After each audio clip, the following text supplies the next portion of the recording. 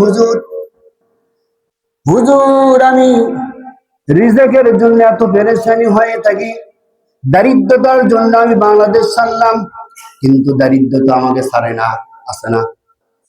কয় হুজুর আমি বাংলাদেশ থেকে দারিদ্রতার জন্য, অভাব অনটনের জন্য বাংলাদেশ ছাড়লাম, কিন্তু আমার দারিদ্র যায় না, কি করণীয়? আসে না। অনেক প্রবাসী ভাই দেখবেন 50, 60, 1 লক্ষ টাকা মাসে ইনকাম করে, কিন্তু বরকত নাই, অভাব অনটন লাগেই থাকে, আসে না। দারিদ্রতা যায় না। এ প্রবাসী ভাই, যাদের দারিদ্রতা যায় না, অভাব অনটনে থাকে, তাদের কি করণীয়?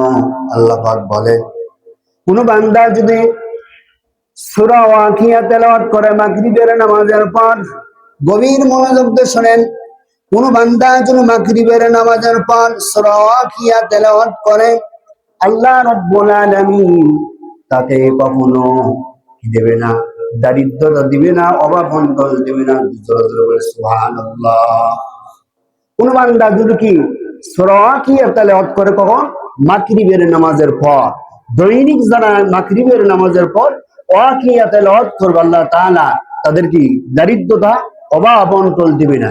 এজন্য আমরা যারা কোরআন পারি, আমরা চেষ্টা করব সূরা ওয়াকিয়া কখন পড়ব? মাগরিবের নামাজের পর সূরা ওয়াকিয়া পড়ব।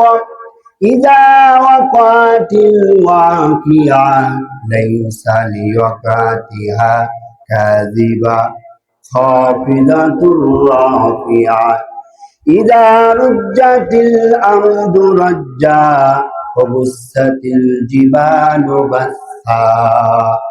এই সূরা ওয়াকিয়া যদি আমরা মাগরিবের নামাজের পর আদায় করতে, তেলাওয়াত করতে পারি, আল্লাহ রাব্বুল আলামিন কখনো আমাদের দারিদ্রতা দিবে না, কখনো অভাব অনটন দিবে না। সুবহানাল্লাহ বলবেন না? এজন্য আমরা সকলেই চেষ্টা করব ওয়াকিয়া পড়তে। যারা কোরআন পারি, দৈনিক মাগরিবের পর সূরা ওয়াকিয়া তেলাওয়াত করবেন, এই আমল করতে থাকেন। আমলের দ্বারাই আপনার রিজিকের মধ্যে বরকত দিবে কে? কথা বলেন।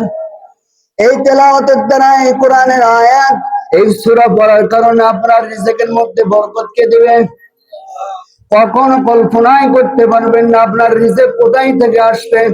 এজন্য আমরা চেষ্টা করব, যারা কোরআন পারি সকলে চেষ্টা করব যেন ওয়াকিয়া পড়তে পারি মাগরিবের নামাজের পর। কারণ আল্লাহ পাক রিজিকের জিম্মাদারি কে নিলেন? কথা বলেন, আল্লাহ।